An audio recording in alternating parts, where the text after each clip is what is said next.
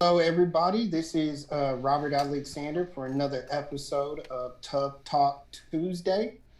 For as usual, I'm here with Lucas Biggers, the First Lady Shakura A, and tonight we got a special guest. Let me introduce y'all to Javier Molina. Javier has 24 fights. His record is 22-2. He has a highly regarded amateur background and record.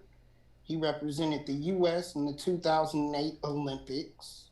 He has an older brother who also fights, who's a top prospect in Carlos Molina. He has a twin brother in Oscar Molina, who is an amateur, who is fighting for the Mexico team, international team for the Olympics.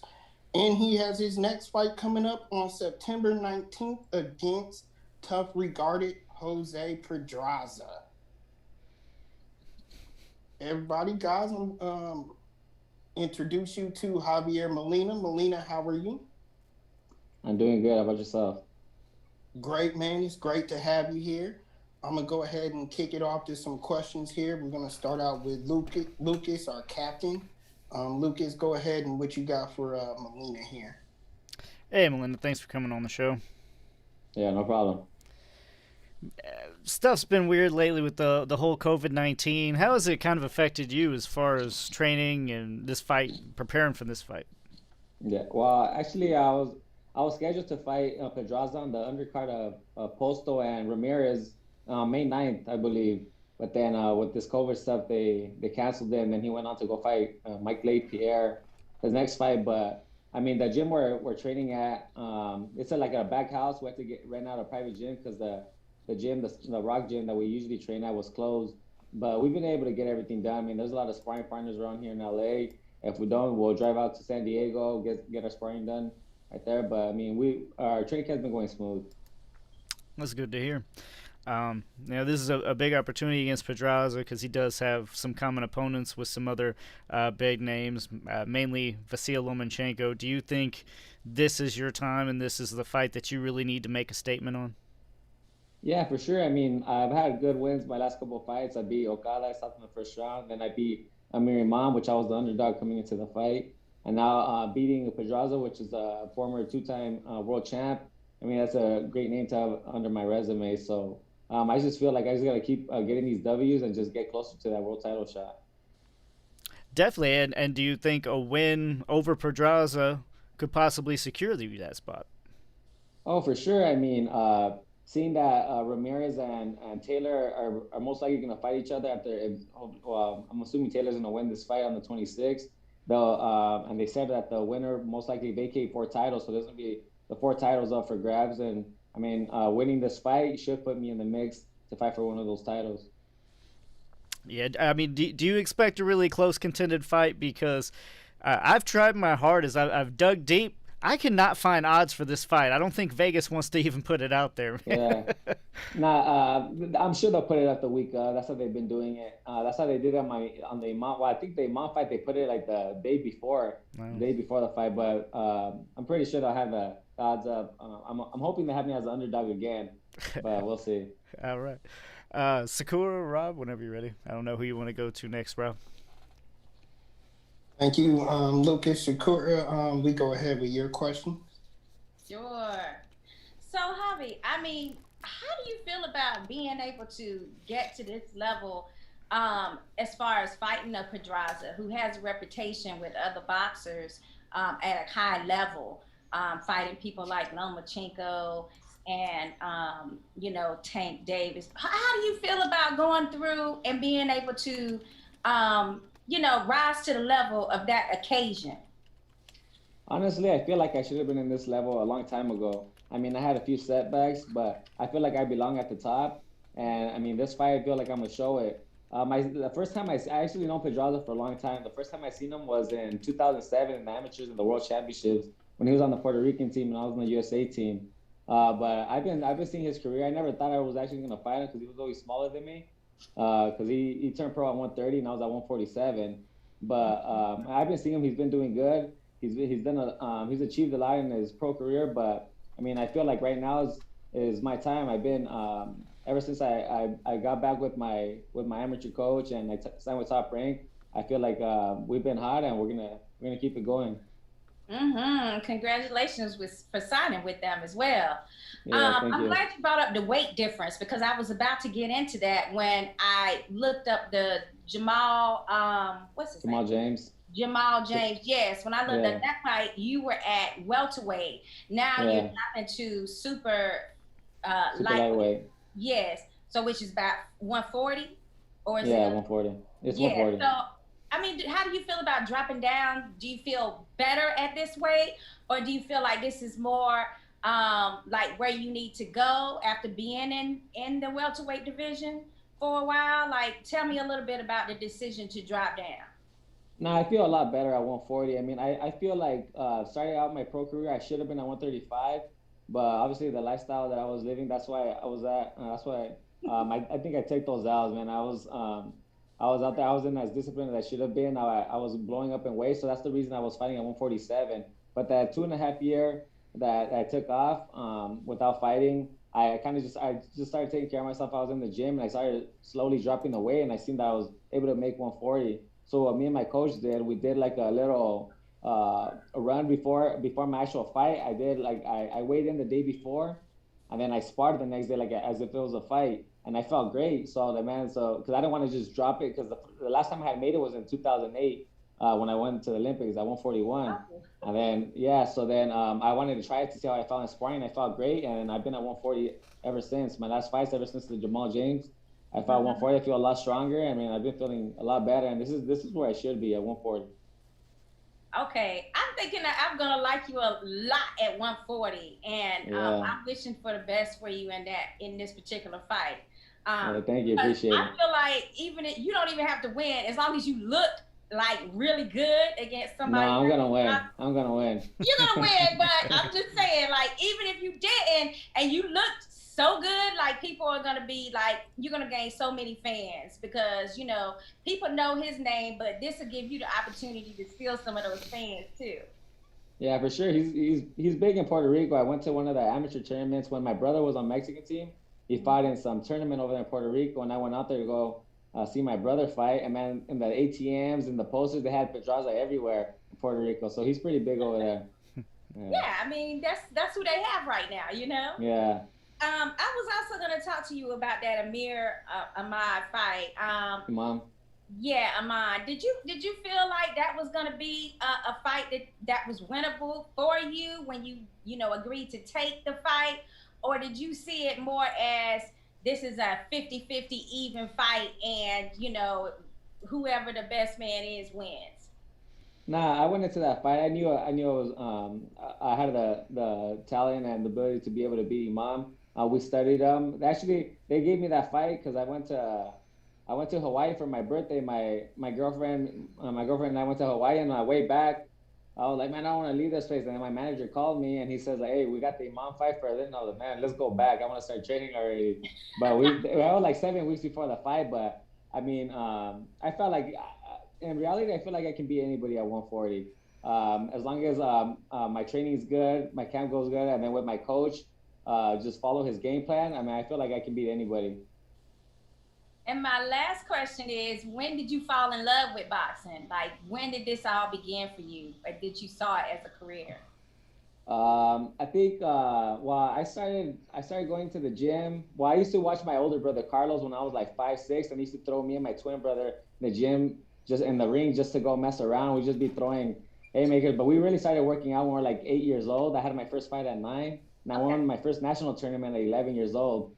And ever since then, I mean, we're at it every day, every day. There's actually, I don't know if you've seen it. There's a documentary on me and my brother. It's called Born and Bred. They followed us when we're like from 14 to 17. It's called Born and Bred. But you can see right there on when I made it to the Olympic Games, when I beat Danny Garcia in the Olympic trials. But I mean, I've been doing this my whole life. This is what I love to do. So wait a minute, you said it's on which one of these platforms is that Right? It used to be on Netflix, it used to be on iTunes, everywhere, but they must have taken it off. I don't know if it's still up there because I tried to see it not too long ago, and they might have taken it off. Okay, I gotta check it out because I gotta see. You might Yeah, be, also an actor or something like that later in your career. yeah. You Now that never was a know. documentary, so I don't know. I've done a couple commercials, but man, I get too nervous Okay. before those. I Yeah. I get more nervous. I Yeah. get more So you nervous can for do it. those. Yeah, I get more nervous for those auditions than when I fight. Yeah, it can be very nerve wracking. Nothing is as serious as some of these directors, right? Or casting Yeah, yeah, for directors. sure. But good luck on your fight, and we'll be rooting for you for sure. Yeah, thank you. Appreciate it. Yeah, I looked it up. You can actually find it on Tubi TV. All right. Okay. Thank you, Lucas. Thank you, Shakura. Javier, just right out the gate, my first question for you here, going into this fight with Pedraza, do you feel this is your toughest opponent today? I feel like he's different. I feel like Imam. They're kind of like on the same level, but just different styles. I feel like Imam was long. He was rangy fighter. He's big. He was big. 140 pounder. He was strong.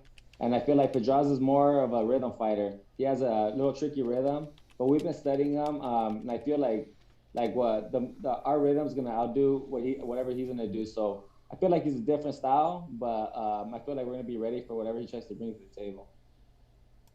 So when you look at your career, and in particular within your resume, stacking up against a resume like Pedraza, what type of experience have you built on that can actually give you an advantage going into this fight?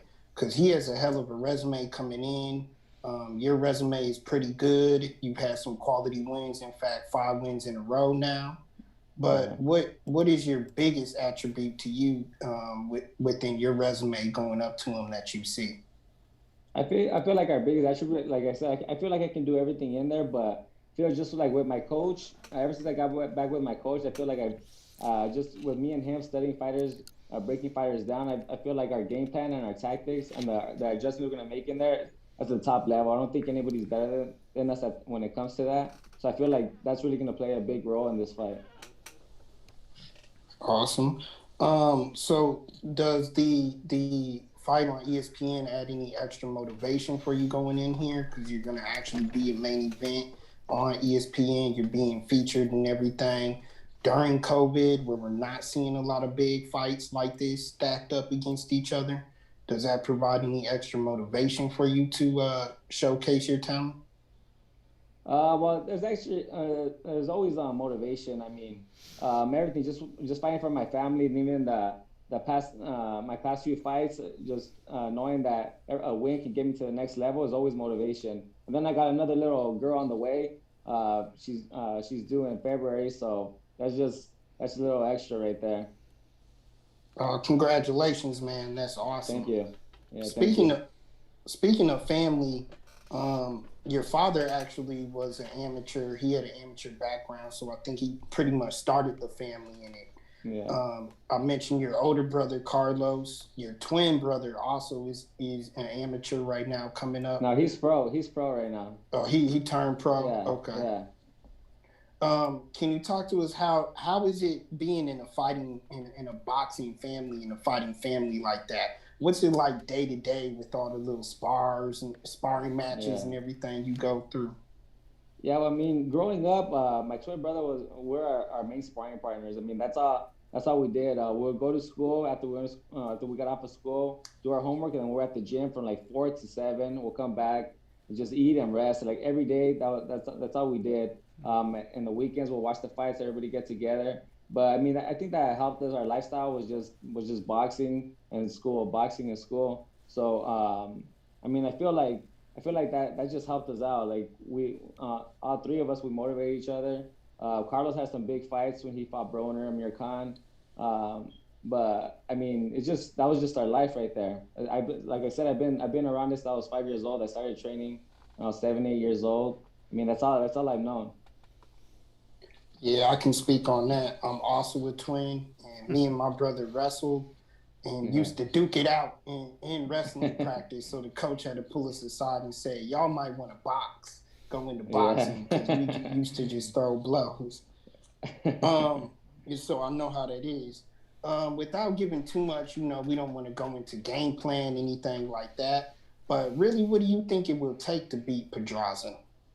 I think one of the main things in this fight is gonna be controlling distance and just the rhythm alone. I feel like without giving too much, I think that's gonna be a big part of what we're gonna go out there and do. Yeah, absolutely agree. Because in fights we've seen before with Pedraza, when you throw him off his rhythm, he really is out of sync when you throw him off his rhythm. So I think that would definitely be a key in that matchup. Yeah, exactly. So as Lucas said, we don't really know the odds, anything as of yet. But in your previous fights and everything, you have been an underdog. Do you think that does provide that extra motivation, just going in to be the underdog and just take his will, take his spirits and everything, so to speak? How much will that drive you into trying to take him out? Yeah, I mean, I do feel like I haven't been getting the respect I deserve. Even in the Imam fight, I felt like everybody was overlooking me. I seen a few reporters just talking about, oh, after Imam gets past this guy, who's he gonna fight next? And they're trying to match him up. Oh yeah, he'll go up to 147 and fight Crawford, this and that. And nobody was even giving me a shot. But at the end of the day, when we go in there, I know what I'm capable of doing, and I know I have what it takes to get the victory, just like in this fight. I don't know what the odds are gonna be. I don't know if they're gonna show me a little more respect for this fight, since I've been winning these last fights, but I'm hoping they don't. I'm hoping they have me as a major underdog so I can come up in Vegas over there. You're trying to make some money. Oh yeah. Lucas needs that. Lucas loves to bet on the fights, so he needs that. Yeah. You too, Rob. Yeah. Why do you think I was looking up the odds? Yeah. With all that being said, after this fight, what do you feel is next for you? Do you feel like you want to stay here at 140 and take on a championship fight, with Josh or Ramirez, the winner of that fight, get you a title? Or are you chasing bigger fights? Would you go back up to 147 and chase like a Crawford fight if it was there? Where is your head at within your career? Are you wanting bigger fights, or are you just wanting to stay where you're at and take the championship? Yeah, well, the plan is to get a world title at 140 and then eventually go up to 147 and get those big fights up there. I mean, I used to fight at 147. I came down to 140, but I feel like we're in a good position to get a world title shot and win the world title at 140. And after that, we'll go up to 147 and get whoever's there. That sounds like an awesome plan. I feel like you're on your way. Again, to our fans, as I told you, he has a fight coming up on September 19th. Just before we let you go or anything, what can we all look forward to just to kind of promote the fight there on the 19th? And I just look forward for some action, some explosiveness, and just I feel like I'm gonna surprise a lot of people with this fight. I know a lot of people are thinking Pedraza is just gonna walk over me or beat me, but I mean, I think I'm gonna surprise a lot of people. And just want to thank you guys for having me, and thanks to everybody that's been supporting me. Awesome. And again, guys, you can find it on ESP. And Lucas, Shakura, you guys got anything? Well, we did have some fan questions, but I think you kind of answered it. It looks like towards the end there. So no, I mean, next question. Go ahead, Score. I want to know who's the hardest hitting out of all the boxes that we see you have here.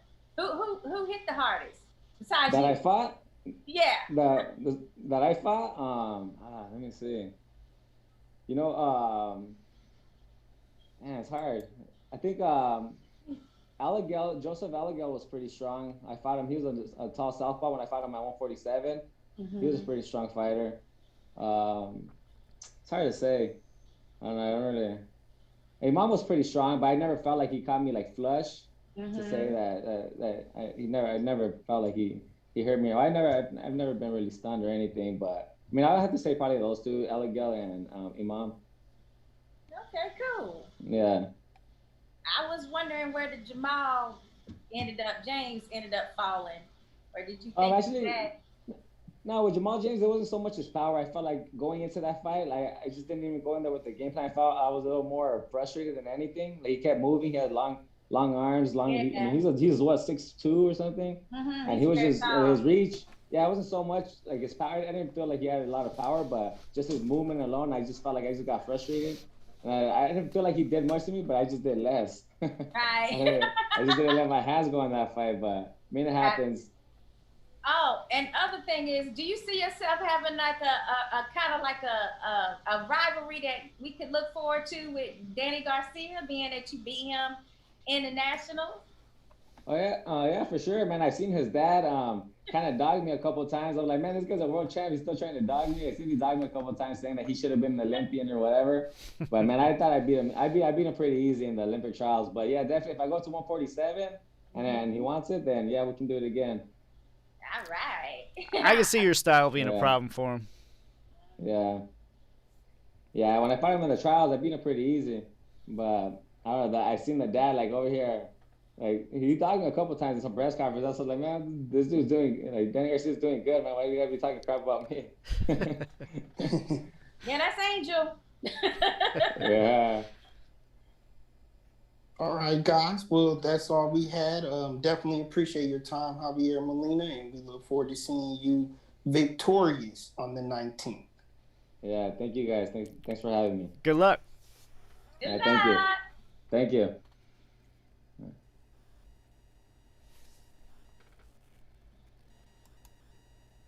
All right, guys. That was our guest for tonight, Javier Molina. One Javier leaves, another one enters. Another one enters.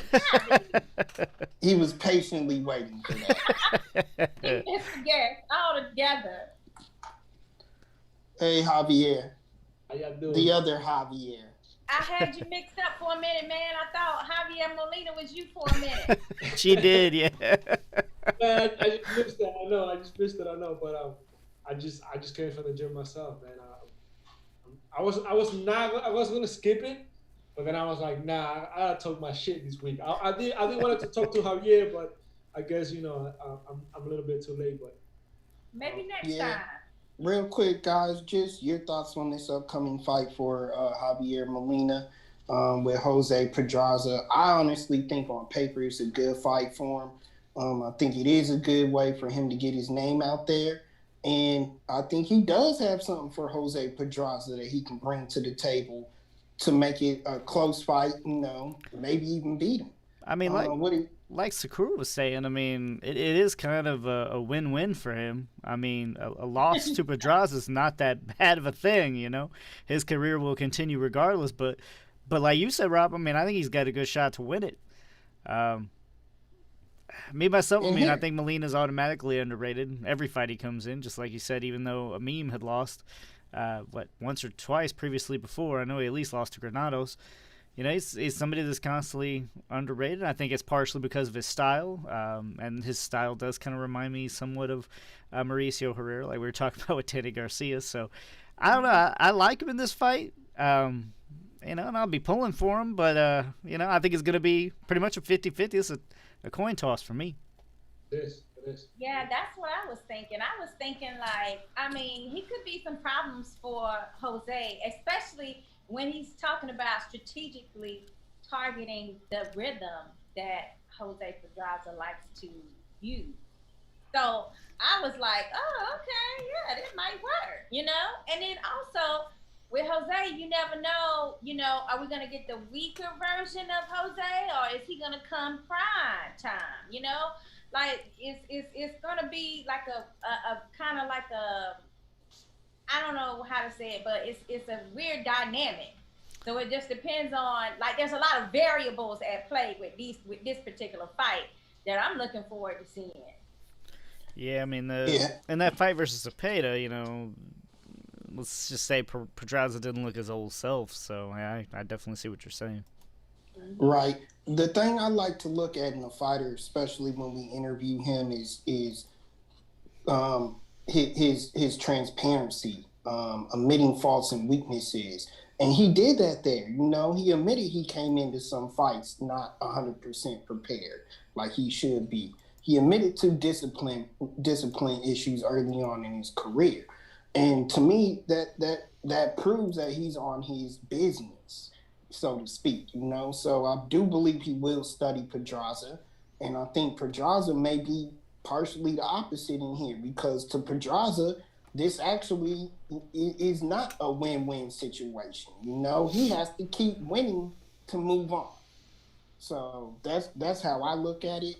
Um, Speaking of variables and everything, let's go ahead into our first topic. Wait, Because Javi, we wanted to hear what Javi has to say about this matchup. I mean, who you got, Javi? I know I'm late, but can I still have my people? yeah, I mean, I was trying to punish him. He said, "You're late. Your opinion don't matter, Javi." I was trying to punish him. So I'm not trying to make it on time. But like I said last week, I think this is a good matchup. It's an underrated fight. Pedraza better be in his A game because Molina's come to bring it. You know what I'm saying? I wish I had a chance to talk to him because I wanted to ask him about, how he goes about the style and the fact that Pedraza is the one coming up in weight. You know what I'm saying? This is Molina's turf, basically, to say. So he has the upper hand when it comes to that. But there's pedigree, both of them. There's quality in both of them. They're both great fighters. So this is the type of matchup that doesn't get the hype that it properly should be getting. But when it delivers, that's when people say, oh, shoot, hold on. We have a fight here. And like you guys said, Pedraza, I want to say he has the pressure, but he definitely has to be in his A game because, you have the younger guy ready to, get his name out of it. Because let's be honest here, Pedraza on your resume is a good thing to have. Pedraza is solid. So a lot of fighters want to have that on his resume. I'm sure Javier Molina's, he has that on his radar. But I think it's a 50-50. It can go either way, and I can't wait to see it. Thank you, Javi. So now let's go ahead and go to our first topic. So speaking of variables, Shakura, there was a lot of variables in this first topic that we're going to go over. And this topic, I think we're really going to get into a good conversation about because there's a lot of crazy things that happen. So yes, I'm talking about Jermel Herring and his disqualification victory this past weekend due to intentional headbutts. So let's start there, and I'm gonna start the conversation and just open it up to you guys. There was a point taken away. Okay, there were two cuts actually on Herring from headbutts. There was a point taken away, but was it really worth the disqualification? First off, intentional. Intentional though, it's not intentional. No, it wasn't no. intentional. It's a bad style clash, leading with his head. I admit to all that, but intentional, no. Yeah, no, definitely. I don't think it was. And if you see Oquendo's fight, you can see that he's not the most properly fundamentally guy, but he does a lot launching with his head like that. And not only that, but I don't think I saw Tony Weeks giving him a warning before that. You know what I'm saying? And the fact that there was a times when, like, I felt like Herring was too busy talking to the ref than handling Oquendo, because Oquendo was bringing that raw aggression. Maybe, like I said, not too pretty on TV, but it could have an effect, which I think it was having an effect on Herring. It was kind of getting him frustrated, and it's a weird style. And Herring looked like he couldn't get his rhythm properly whenever they would be close. Maybe at range, yeah, Herring was getting the best of him.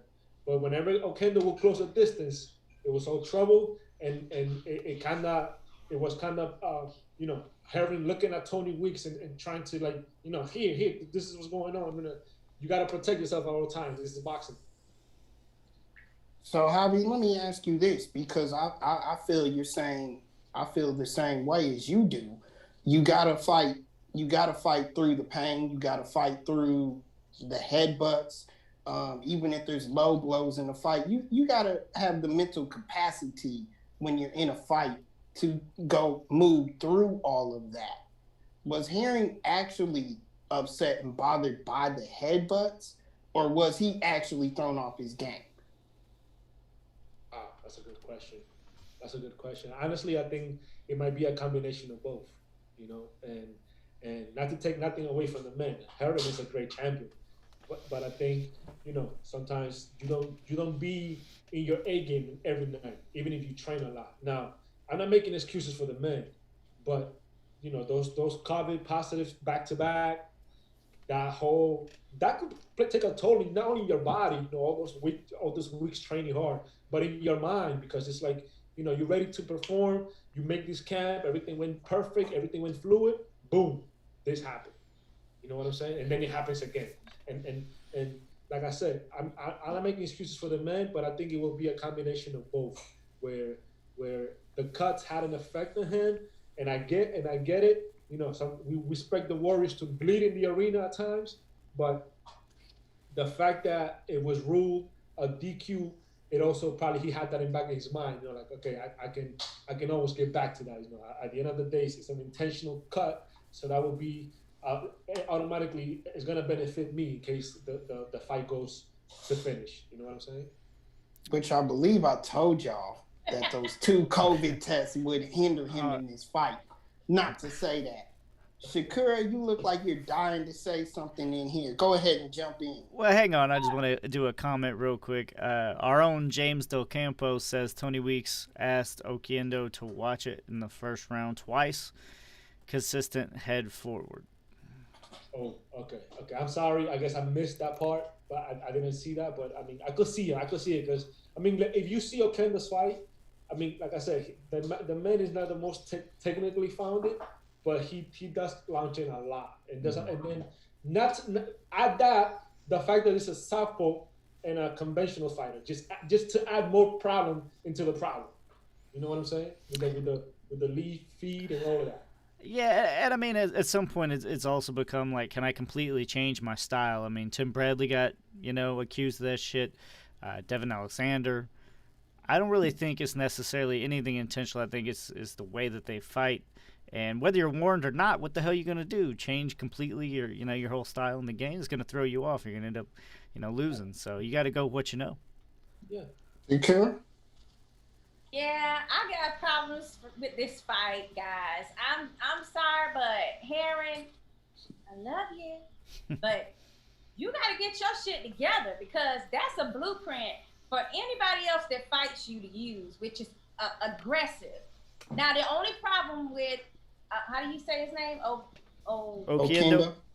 Oquendo is that he actually was being aggressive, but not effectively aggressive. He wasn't getting enough punches in while he was being aggressive.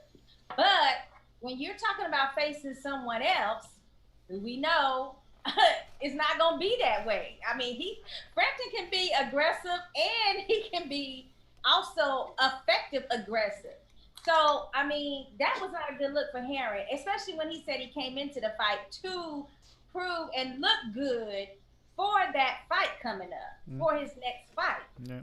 Well, that was the first problem for me, because I'm like, you sitting up there preparing and wanting to look good for this next man, but you got this guy in front of you right now, and he's making you not look good.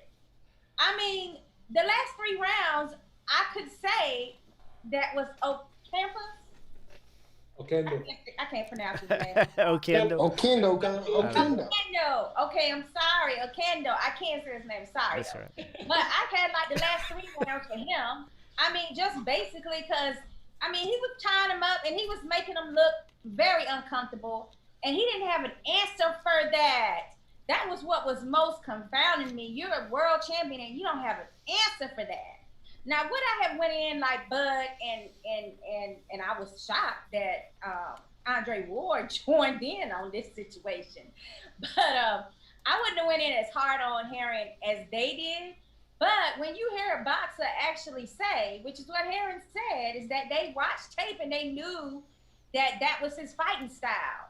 So why the hell are you looking around and acting and complaining and wanting Tony Weeks to step in? You know what I'm saying? Like, you as a boxer, you know what type of boxer that you're about to fight when you watch tape. So, I mean, what are you looking at the ref for? In this particular situation, Tony Weeks saw something. Well, basically, he took the technical definition of an intentional foul, and he used that as a way to secure that DQ. But for me, I'm like, well, wait a minute now, hold on, because if you're gonna make this a DQ, what the hell are we continuing to fight for? I mean, it's like knowing the end result really before. I mean, unless you had a situation where, I mean, how could he possibly, at any point, he could have said, "I can't see," and that's the end of the fight anyway. No matter what his opponent did, it's like he could say, "I can't see. Wait a minute, this is getting uncomfortable for me. I'm not looking good. I lost the last three rounds because I know I ain't really get off no punches. Doctor, can you see? No, I can't see out of this eye. But I want to continue." You know damn well you can't say that. And the other problem, Lucas, was his team. They didn't understand what the ruling was for intentional DQ, what that situation meant for the scorecards. Whether it meant going to the scorecards or not. Like, damn, I'm gonna need, if I pay your ass to be in the corner and all you gotta do is wipe my face and give me some damn water, okay? I need for you to at least know the damn rules. They Real were like, quick, Lucas and Javi. No, wait, you might not want to do that. Wait a minute, does this mean going to the scorecards? Like, no, that's ain't the time for you to be deciding whether or not we're going to the scorecards or not. You're supposed to be there to protect me, and you're supposed to be there to be my team. So I'm expecting my team to know the rules. So when I say I can't see, that means we ain't going to no scorecards because it's a DQ. I'm not disagreeing with you. I think 100% of what you were thinking. I was thinking the same thing. But also, I mean, looking out chaotic in the corner like that shit does not look good. I want to give him props because he could have just said when he got cut, I'm done. No, I can't see. And it's there were a two bad cuts. cut. Right. There were two. Yeah, but I also think, what you were saying, Sakura, he's trying to look good. He's trying to make a statement, to get that bigger fight that he was really out there for to begin with. I mean, let's face it. But he couldn't get it, and he was realizing that, man, this cut's will bother me a lot more than what I thought it was. And, yeah, I mean, at that point, you want to weigh out. Because why risk it against this guy when you got a big money fight coming up? So he did play the politics and all, but, I mean, I give it to him. I can't say I wouldn't do the same thing. But at the Hold end, on, Shakira. I don't want to do a lot of back and forth. That it got called off and shit. Like, he was giving us all the signals. Like, I mean, we got to play the game, right? I'd be like, oh, man, come on. I can still fight. Yeah, I mean, wanted to end like that. Well, then why'd you tell the judge? I mean, why'd you tell the doctor that you couldn't see then? Yeah. Okay, so the way I think about it, though, in my mind now, is that Herring already won anyway, right? Like, he had already won should the cut have not happened. Now he was just trying to go for a knockout and to look pretty doing it. And when he couldn't do that anymore, he's like, I'll take my DQ. But that's my point. He was so busy trying to look impressive for the next man that he has to face that he was allowing, he wasn't focused on the fight in front of him. Because he studied this guy. So if you studied him and you know how he likes to be aggressive and comes in leading with his head, then you can't act surprised and want the ref to jump in on your, on your behalf once that shit really start happening. And you don't have an answer for it. You studied let me jump in. Maybe we get Herring on next week and just, fix this up. Get the real answer. Well, we won't. And let me tell you why. He said let me tell you why. And this is the final take on this topic because we got to keep it moving. But let me tell you why. Shakura is absolutely right. Shakura is absolutely right. You want to look good in this fight, and you need to look good in this fight. And the headline on ESPN said unanswered questions after this fight. And that was to Jermel Herring. You left unanswered questions in this fight. In my opinion, he wanted the fight stopped. The reason why I say that is because, like Shakira said, they studied his style. They knew he was going forward. They probably talked to the referee before the fight and let him know that they wanted him to keep an eye out for that. And then when that happened, that's when the complaints started. Why? Because I've already pre-warned the referee, told you what he's going to do. He did exactly what I told you he would do. Now you need to step in. Now you're putting pressure on the referee to step in, take points, warnings, whatever the case may be. My issue with the whole thing is you want to make a statement, make a statement. Now, as ESPN put it, we have unanswered questions. Therefore, I'm questioning you as a champion going forward. I don't care what y'all say, right, wrong, or indifferent. That's my question. I'm questioning you and your integrity as a champion going forward. That's what I'm questioning.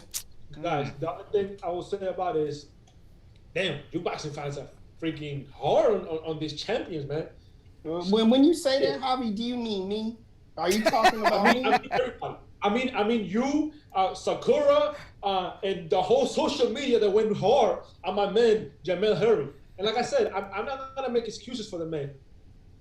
But like I said, you cannot expect people to be on their 100% all the time. And us boxing fans, sometimes we become too demanding. Now, yeah, the corner looked odd, the way that it was kind of confusing. Him saying to the doctor no, then I think it was Boat Mike, his name, asking him like, yo, what you want to do? And then asking Tony Weeks. Tony Weeks like, I cannot guarantee you, I don't know what's going on. Everything was kind of like chaotic. That's why it looked weird, and that's why probably people are giving him a lot of shit. But at the same time, like I said earlier, I think it was a combination of Okenda's style, maybe him not being on his A game for that night, and just you know what I'm saying, like adjusting to the what was going on in front of him. Maybe I don't know. I wouldn't say he was thinking too much about Phantom to handle to what was in front of him at the time. I would just say like as a champion, if I wouldn't rely too many on the referee, and I would love to see him making changes where he would handle that aggression of Okendo himself without having to resort to the ref or the. So it sounds like you agree with us. Let's move on. I'm giving him a break, but I'm giving him a break because you got 2 cuts. You know what I'm saying? You got like 20-something weeks of training, and this guy they kill themselves in the gym. So sometimes I understand that, Javi. Overtrain. I understand that, but you agreed with us. Let's go ahead and move on. You did agree with us. Next topic. Next topic. We gotta keep it moving. One more thing. He just said, "Why are y'all so hard on the champions? 'Cause they champions." Yeah, I mean, but I mean, she got a point, and then Javi wants to rebuttal. Let's move on, guys. Let's move on. Javi, I'm warning you right now. I will cut you off. We are gonna have time for your rant later on tonight, okay? That's cool. After this next topic. I'm gonna give you time in rapid fire, I promise. But we have to get through these topics. Next topic, guys. This is a hot commodity right now. Let's just speak on the fight and what we saw. The dominance, and I'm saying it, the dominance of Ugas on PBC against his opponent this past weekend. Guys, is he ready for the next title fight, and why isn't he getting it? Lucas, we'll start with you. Yes, he's ready, and you know damn well why he's not getting. He's just not that worth that much on paper, and he's too damn dangerous. I mean, it's a big test, and a lot of people don't want to mess with Ugas right now. And to get out without the whole judging situation, I mean, he boxed brilliantly. Even mid-round, he got stung. And everybody's like, oh, he got hurt bad. He still won the round in my eyes. It wasn't enough for me. So, I mean, Ugas, top of his game right now. So you were impressed? Yes. Thank you. Javi, let's go to you without a rant. No rant right now yet. Just speak on what you've seen. Right. On your question, I think Ugas been ready. He's been ready for these top guys. You know, he showed it. Yep. I think he won the Sean Porter fight. I think he won that fight. He didn't get the decision. This fight, it was one. I wouldn't say one-sided, but there was a clear indication of who was controlling that fight, and that was Ugas. And I don't know how. Like I said, even like Lucas said, even the rounds where he got hurt, right, where he got touched, even those rounds he was winning them. And but I can understand how a judge might give Ramos the whole round just based on that one punch in the whole 3 minutes. I can understand that.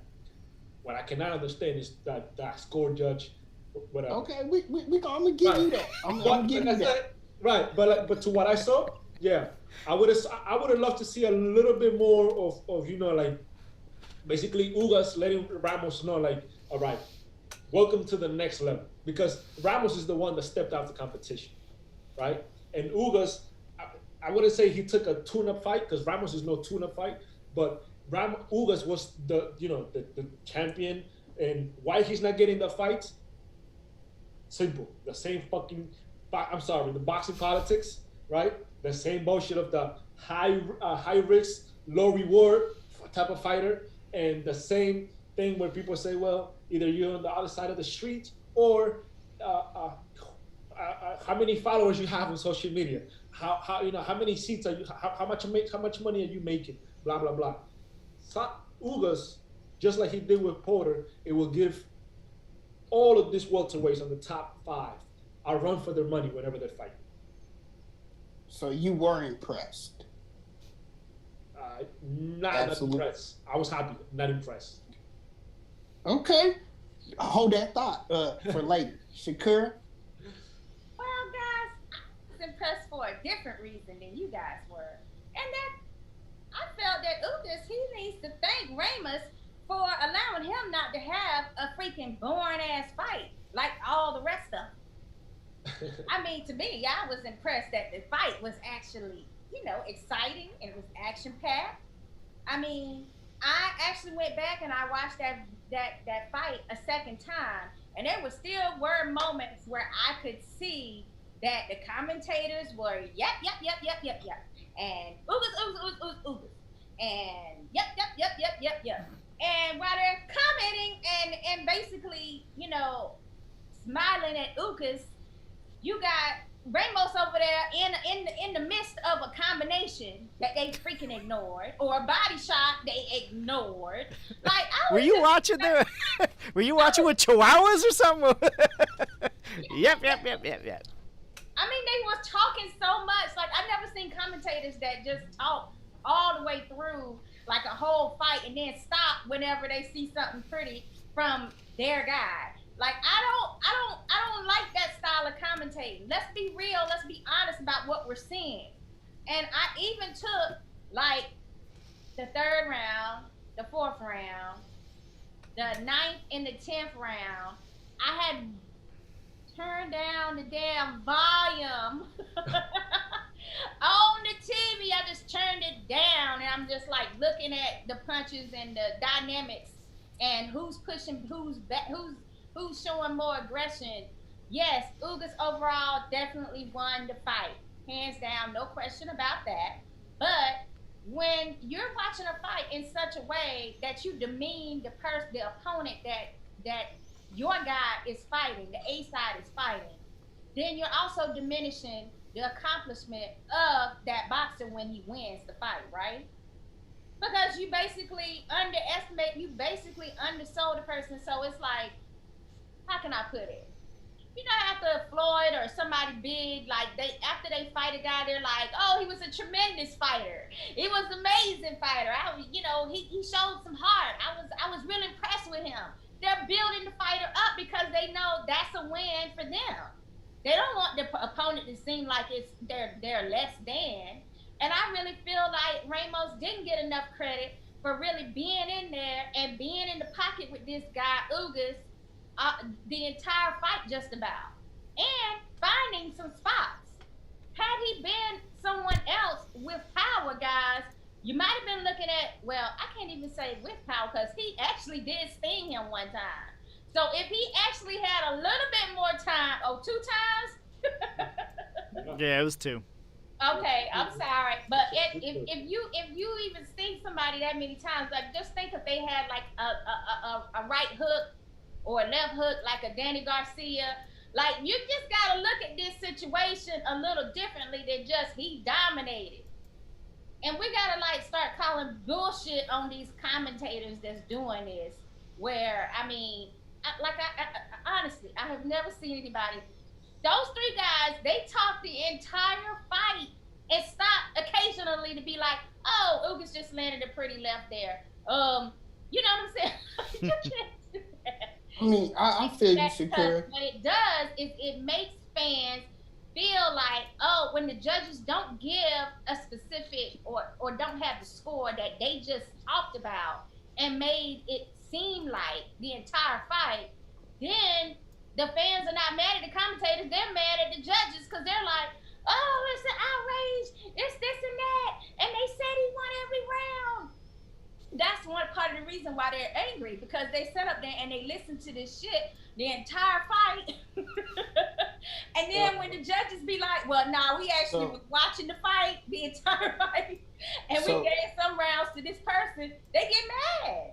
I'm not saying that the one judge I take it you're not impressed.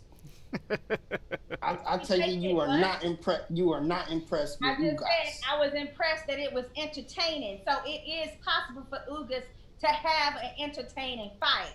We now saw that. But it has to be with somebody who's willing and able to engage and stay in the pocket with him. It can't be a scared person. And that's why I want to give Ramos his credit for not being scared and for rocking this man and allowing people to see that there's some other boxers that might be able to do something with Ugas. They don't have to be quite as scared of him as they might have previously been. No, I got you. And I got you. My opinion, my take on it, I'm not impressed with Ugas. For the reasons why, you're going to have to find out later in Rapid Fire. Oh, no, you did. I sure did. We got to move on to the next topic. Lucas, any fan interaction?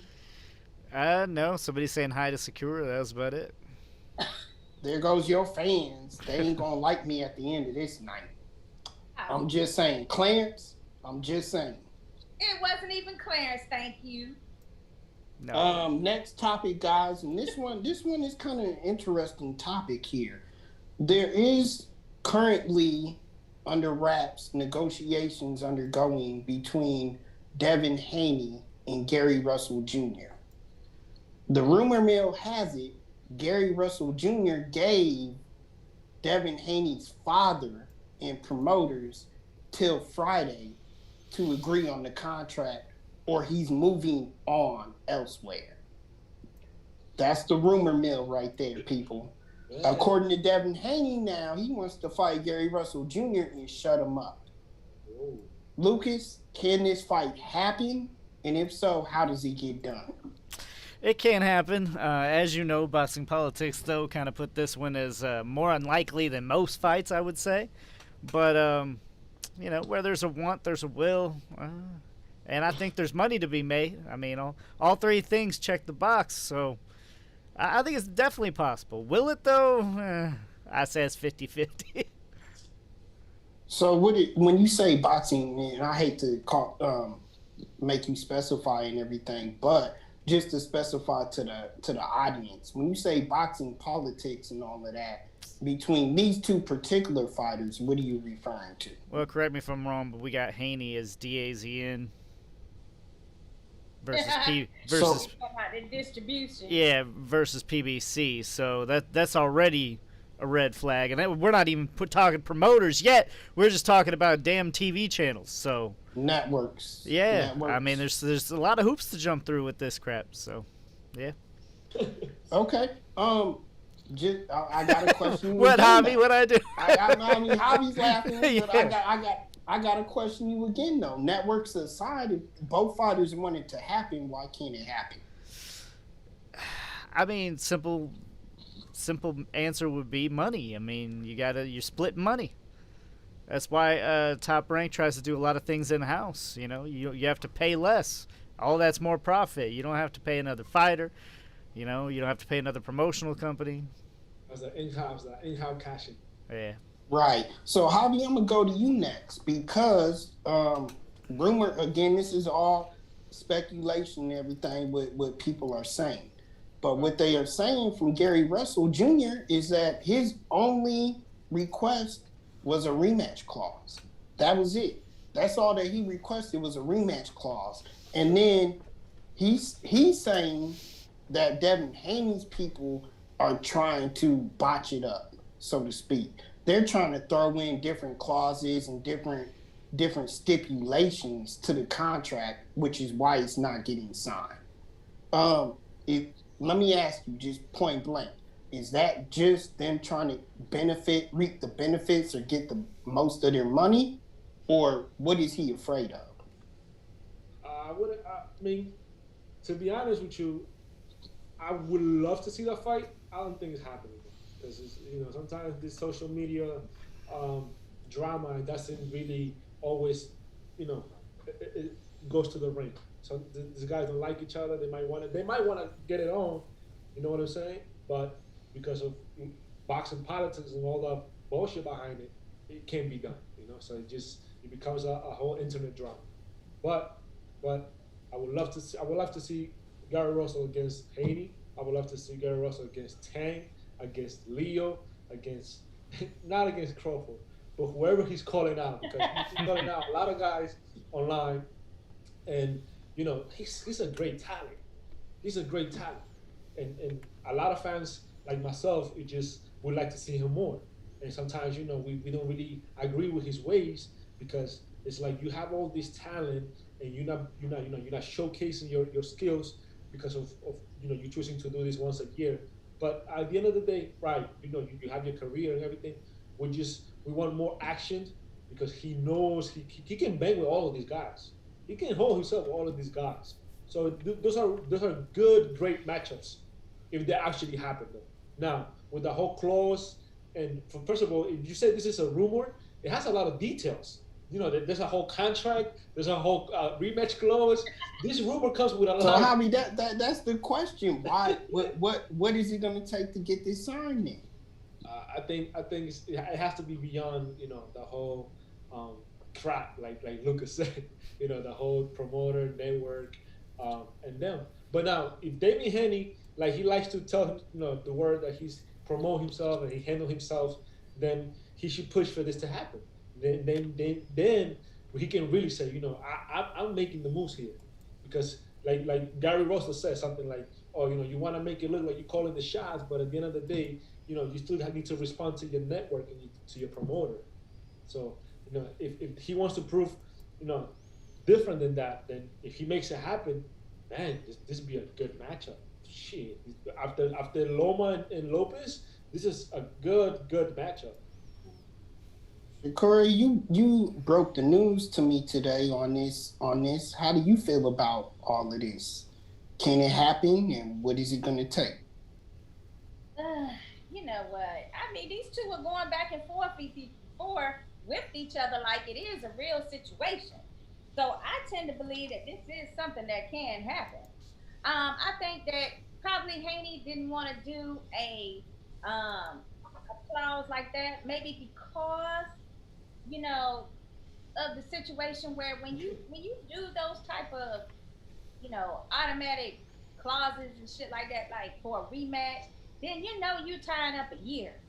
You know it automatically. And if he wants to hold on to that WBC regular champion title, then I think that he's going to have to actually fight one of the bona fide. I just don't think he wants to be tied up like that in case there is an opportunity for him to fight somebody else with a unification type bout, available. So I think that's more what that's about. But I think the last thing I heard was that it was, it was gonna, he would give him the clause. That's the last thing I thought I heard as far as the tweet was concerned. I mean, my thing is with these two, it would be a great fight. But right now, we already have Gary moving up from featherweight to super featherweight. We got Haney, who is a large lightweight. I want to know exactly what the weight class would be. I want to know what the specifics on the weight would be. Is it a catch weight? I mean, he's not that big, Gary isn't, even though I know he got mad with Tank for saying the same thing. That's a whole nother conversation, but he is a smaller guy. I mean, and that's why it's probably taken him a while to add on this weight to move up. And really he got forced to do that, right? Because there was nobody left at featherweight for him to fight. Everybody else moved up out of the division. So I mean, for me, I feel like if they really want this fight to happen, like, hey, if you're gonna call out a Bud Crawford, damn sure know that you should be able to fight a Devin Haney, one weight class above you. What are we talking about? 6 pounds here?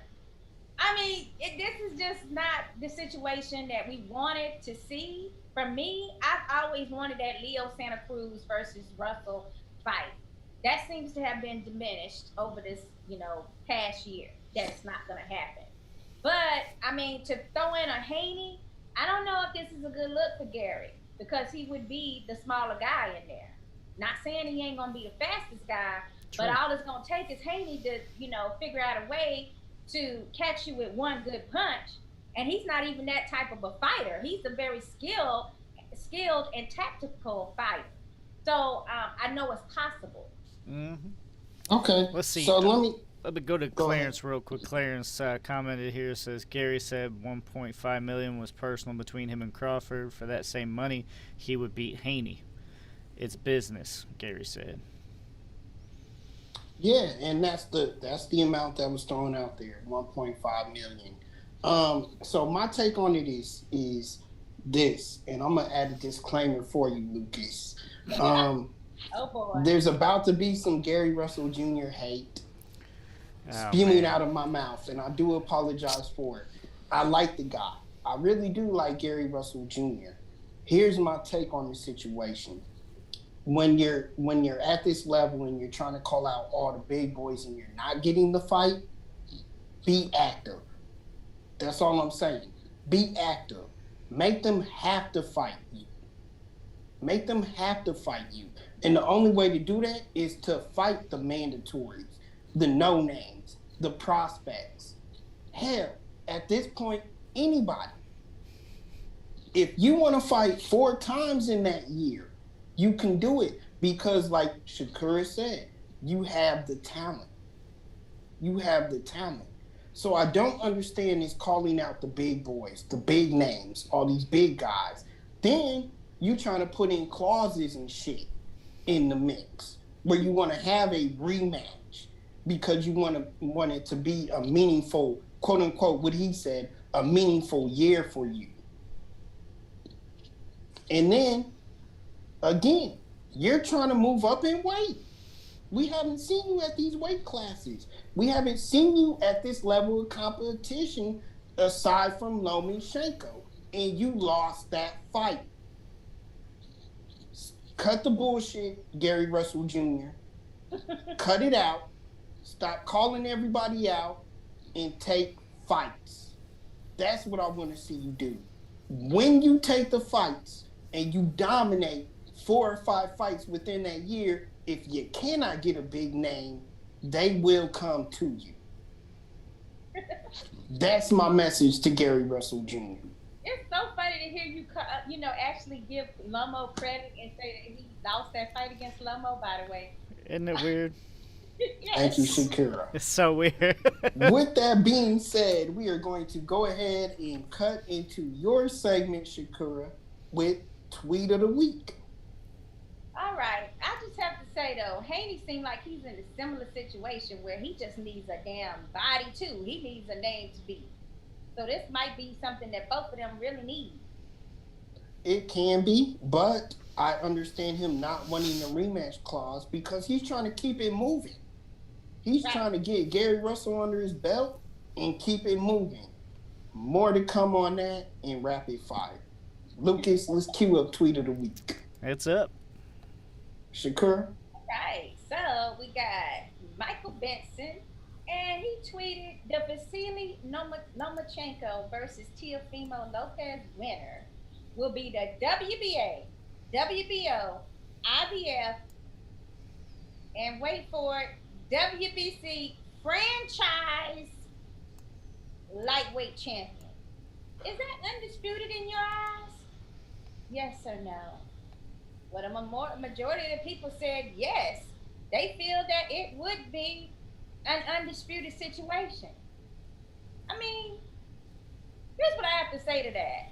First of all, you threw in this franchise thing with the WBC, okay?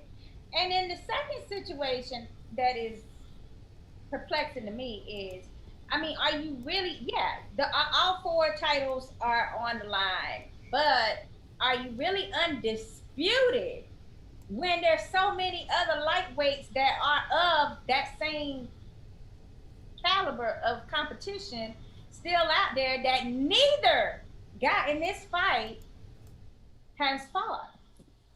I'm having a problem with that, guys. I can't.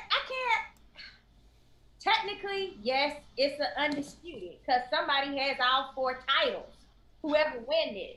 But have they fought the best competition in the lightweight division to be able to justify calling them undisputed champion? You got T.O., he ain't fought nobody but Comey with a name. You got Lomo, he's missing a lot of players too, guys, in that lightweight division. Are we really ready and prepared to call them an undisputed champion?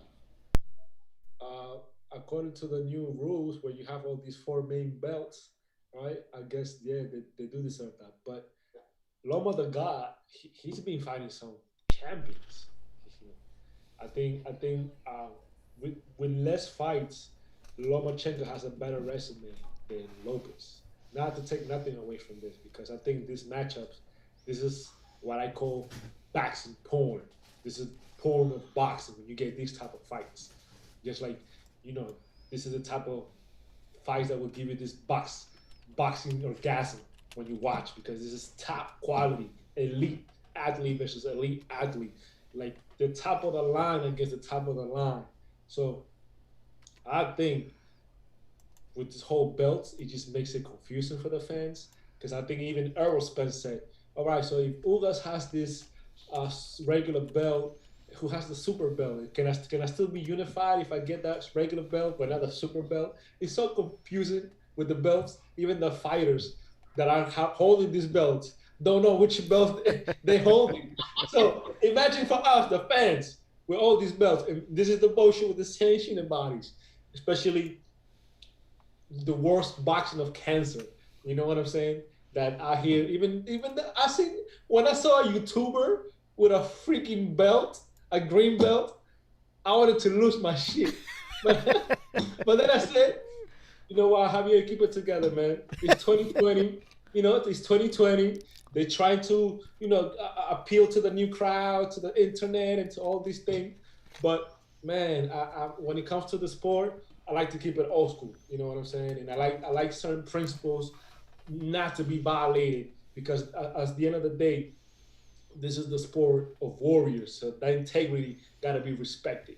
But when you have the sanctioned bodies disrespecting the game, what can you expect from other people?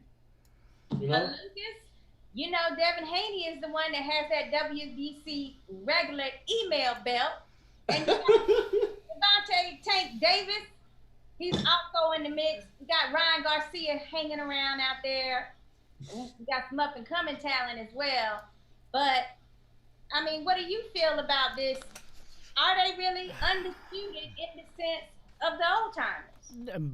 Judging by the word and the definition of undisputed, I gotta say no. I mean, maybe I'm a bit of a perfectionist, but I think you kind of need to seal the deal. Beat everybody that claims to be a champion. Especially considering, like Javi was saying, the state of belts. I mean, everybody gets confused. We don't even know who's champ. You got that. You got the regular belt. You got the super belt, the diamond belt, the franchise belt, the super continental. Man, we can. Hold on. I had to ask. The interim. Lucas, I had to ask. What? So you saying you got to beat everybody just that claims they're the champion? I mean, if you want to be undisputed, that means no questions asked. Then anybody that really the media or the general public would put to you as a possible threat, wipe them out. Right, but to be honest though, Lucas, I think so my definition of undisputed would be like you're holding the four main belts, right? That's the problem though. What are the four main ones? Just the regular? You talking about the regular? You talking about the diamond? You talking about everything? That's what I'm saying. Look, that's my question, Javi. Is Lomo is Lomo and Telefimo Lopez. Those two, is that all the champions right there that hold the 4 main belts? It's just those 2 fighters. Is that it? It's not enough for me. Or are there more people out there? There's That's more my question. out there. But you gotta remember, like to me, like back when Hopkins would hold it, right? I think Lennox Lewis as well. It was the 4 main belts, right, from the 4 main body organizations. So that's that. Nowadays, you have like all these different belts within the organization. That's what makes it confusing. But if you hold the 4 main belts, that makes you undisputed, because that means that you beat the man who beat the man. But they didn't beat the man. Exactly. They did not beat the man that beat the man to get that status in this particular situation, is what I'm trying to tell you. Right, I understand that. But still, I'm going back to my question, guys. Is that the 4 main title belt holders? Because you're throwing a franchise belt out there, which is Ghost. A franchise belt is made up by the WBC. Who's the WBC actual champion? The actual champion right now, but a regular champion is Haney. I think the WBC. Okay then. Okay. I mean, no. You just thank you. You answered my question. No, but you the answered. WBC has a super. No, fuck that. I'm sorry. Pardon my French. Everybody forget that. You answered my question. No, you just answered my question. You just answered my question. You didn't let me get through. They have Deven champions for every division with WBC. They have a super champion, and then they have a regular champion. Right now, Lomo is a super champion. That means Deven Hayes but he's not the regular champion. Yeah, but he's not the regular. But why would you want to be the regular when you're the super champion? No, forget that. See, y'all gonna make me cuss. Forget that. No, go through the regular champion then. Go through the regular champion. If you want to be hold on. Let me finish. Let me finish. If you want to be undisputed, don't hold a fake title. Win a real title. Period. If Devin Haney is the regular, let me finish. If Devin Haney is the regular WBC title holder, you have to face him to be undisputed. Forget this. I'm gonna name you a super champion, franchise champion bullshit, and to be undisputed, beat the real champion. That's all I gotta say. What I say is that they're getting ready to, like, whoever wins this particular fight, they're gonna give them a WBC franchise belt. So that's still a made up belt in my eyes. Beat the regular WBC champion, then you can be undisputed. Does that move a Haney up to the super champ I don't care if it does. He's the regular champ. Beat him. If you want to be considered undisputed. I don't give a damn if they move him to super feathered chicken licking weight champion of the world. If he's the regular champ and you don't beat him, you're not undisputed in my eyes. Period. We already covered that with what Javi said. All the way from modern time, all the way from olden times to modern times, to be undisputed, you had to beat the 4 regular champions, the 4 regular belts, not the made up shit. The regular champs. I'd like to point out that this is the same thing that happened in the middleweight division, and how Charlo became the super champ is when Canelo was upgraded to the franchise. And none of them are undisputed. And none of them should be considered undisputed until they beat each other. You know what them super and diamonds and all that shit is. I mean, that's basically... money. You got 2 money makers that you don't want to add the L column to. So you say, oh, well, you're not going to fight you. You both champs. See that? You about to step on your man Lomo. Don't you think Lomo deserves his super champ status that he has? I don't know. Me with the super champ status, I don't really. The franchise thing is too much power in my eyes. I say no to that shit altogether. Thank you. Right now, Thank you. About the super. Right now, Lomo is the WBC super champ. I don't like those either. Let's just keep it simple, you know. Everybody got one. Now, well, it's not enough. We got 4 damn belts, but at least each damn initials should just have 1 belt. You know. Right. We don't need the And before super we get stuff. too excited, let me give you an example. That's just me. Ow. Right. Let me give you an example. Terrence Crawford was an undisputed champion. He fought the guy, as y'all said, he fought the guy who beat the guy, who beat the man, who beat the man, who beat the man, and owned 3 out of the 4 titles. He beat that man and earned the undisputed title. He earned that undisputed title because he beat the man who beat the man who beat the man. And he was a man. So to me, that's undisputed champion. Right, but then were back then when that happened? I can't remember the year that happened, but were there this bullshit of franchise champion back then? Because they just created that. Exactly. So that's what I'm saying. So when Crawford did that, it was clear. Just like I guess if they do Loma and Lopez, it's gonna be clear because Loma holds the 3 belts and Loma holds only 2. I think what's happening now is No. I mean, let's fact check a little bit because even Crawford didn't really beat the man that beat the man. That's bullshit. He beat a 3-time he champion. beat somebody that won a vacant title. He did not beat somebody that beat somebody. Sorry. Sorry. It's a vacant title. He won. It wasn't a vacated title. He won those belts over in England. He won them from a vacated title, at least all except for like 1, I believe. Well, the unified, what we're talking about that's different, guys, is that when Fury won and he beat the man that beat the man, we considered that a unified. The undisputed is the same thing. This dude had 3 of the major titles. Terrence had the 4th. Because he beat the man that beat the man. Undisputed, obviously, you don't have to beat the man to beat the man. All you got to do is get the person who has the rest of the belts. Because they beat the man that beat the man. They beat the man that beat the man. And here's the way. Hold on, Lucas. Hold on. Before we go there, let me break it down even further. So funny.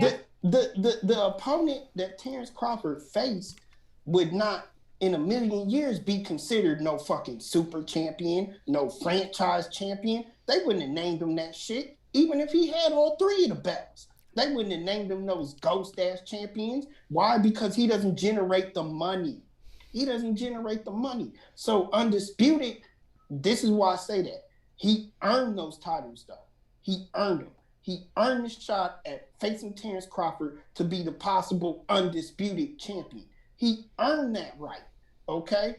They didn't fucking pick him. They didn't pick him to be a super champ, a franchise champ. He earned it. I actually agree with that statement. I believe he had 2, and I think Clarence had. And I think Bud had 2. So I think those were the equations with that. What's his name? Arduna. I'm having a problem. I don't know. Y'all got my blood pressure up. I can't think straight. I'm telling you that there's a difference in a unified champion than it is a undisputed. However, the main point I'm trying to get at is there anybody up here that is disagreeing with me right now? I mean, is Lomo, if he wins this fight, would he, in your definition? Yes, I'm disagreeing. No. 100%. 100%. No. The undisputed God. The undisputed Loma the God. Lucas? No, not for me. We're split. Well, Javi, do you feel that Lomo is the super champ? He's earned the right to be a super champ with WBC. If the WBC want to create the God belt, Lomachenko deserves it. Well, that's what they call the franchise title that he would be getting. But that's the God. Listen. Don't think they're gonna stop there. Wait for some. I don't know. They're gonna come with another name, a cool name, and another belt. And I don't know what the belt is gonna allow the fighters to do. But I wouldn't be surprised whenever it comes. I'm already expecting it, especially for the WBC. They're gonna get even crazier. Okay, it's gonna be the moneymaker belt, right? And one of the privileges, he already has 1 judge decision. That's already that's one of the privileges. Right. It's already sealed a deal. Right. All right. All right, we got enough on this. Let's go ahead and move to eye candy. One more statement I want to make, Rob, okay? Because we were talking about the whole undisputed thing, and you were kind of coming at Fury.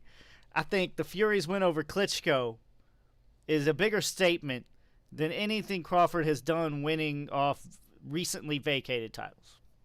So when we talk about undisputed, yes, he really didn't beat the man. They were already kind of collected for him.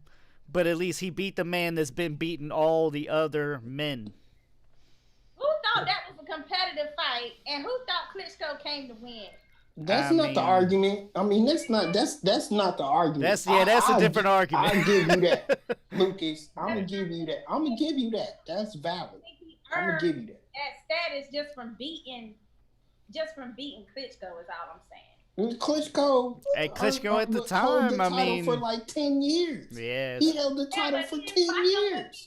But he didn't fight him in his prime. No, I mean, but you literally were talking about the man that beats the man. Beating a man who won a vacated title don't mean nothing to me. That's all I'm saying. That definition is what Fury did, but he did. What'd you say, Javi? Y'all back to the fight. Fury only had one round where he actually had a punch. That was the 10th round. Right.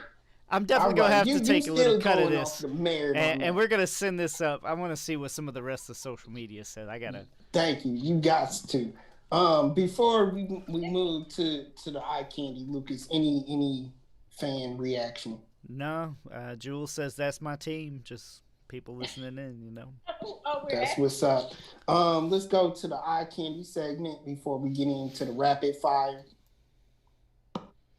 Picking a Chicago native here, Rob. Oh yeah. Exactly. So in case y'all don't know, Lucas and I are from Chicago. Is it up, Luke? Yeah. Lucas and I are from Chicago. And this from right Illinois. now, we ain't from Chicago. We're from Chicago.